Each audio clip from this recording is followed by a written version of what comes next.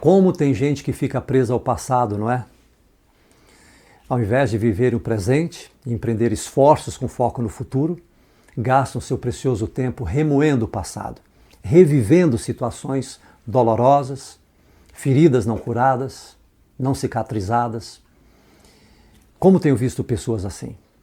Alguns casos só com terapia mesmo, só com um profissional de saúde para resolver isso, um psicólogo, um psicanalista, para dar um rumo, um direcionamento na vida dessas pessoas. Eu digo isso porque de vez em quando eu vejo alguns posts, alguns comentários feitos aqui nas redes sociais, muitas se lamentando e chorando a vida por causa das mazelas do passado, que podem ter sido um prejuízo financeiro, uma separação no casamento, uma frustração profissional, talvez um descontentamento político, religioso. E então essas pessoas ficam remoendo o passado, revivendo cenas lá de trás, quando poderiam já estar numa outra fase, num outro momento da vida. Eu penso que passado só tem valor se tiver como legado a experiência e o aprendizado. É como o retrovisor de um carro. Enquanto você dirige, enquanto você anda para frente, de vez em quando você dá uma olhada para ele, como forma de se situar melhor na estrada e assim evitar ou provocar acidentes. Tem uma história bíblica que eu gosto e que tem a ver com essa coisa de se olhar para trás. Você já deve ter ouvido essa história. É a história de Ló.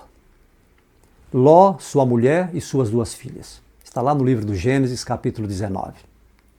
Esse capítulo conta que por causa da violência, da maldade, da prostituição, do pecado contumaz das pessoas de duas cidades famosas à época, Sodoma e Gomorra, Deus iria destruir aquela gente. Não havia mais o que fazer, a despeito de Deus ter oportunizado arrependimento àquelas pessoas, elas não queriam saber. Então, Deus iria destruir a todos. Mas havia uma família naquela cidade, em Sodoma, uma família temente a Deus. Era a família do sobrinho de Abraão chamado Ló. E a história bíblica narra que um dia, dois anjos, em forma humana, num fim de tarde, apareceram na casa de Ló e disseram para ele: você e sua família precisam sair desse lugar, pois Deus irá destruir essa cidade. E assim fizeram. Ló, sua mulher, suas duas filhas obedeceram à ordem dos anjos. E havia uma recomendação muito importante nesse processo de fuga, de saída da cidade, de que quando estivessem saindo em direção à montanha, ninguém devia olhar para trás. Essa era a recomendação.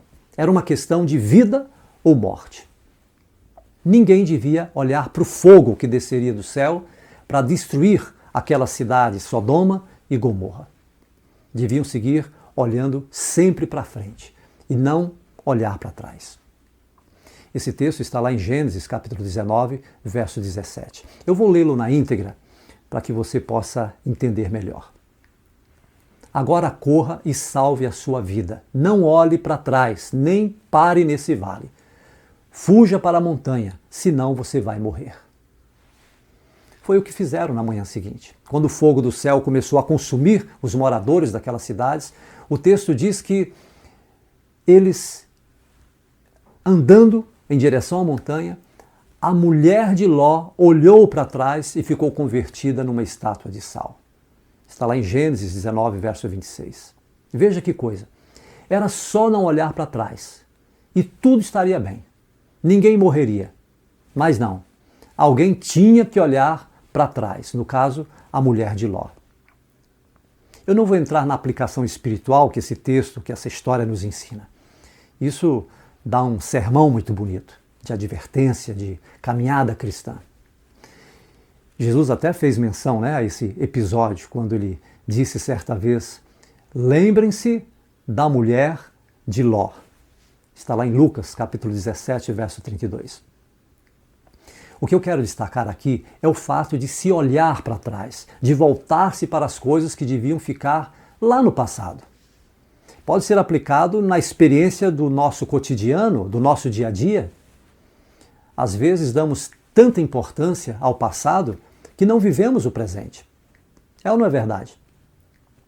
Em contrapartida, também tem aqueles que vivem uma vida de tanta ansiedade que só enxergam o futuro e acabam desprezando o hoje, o agora.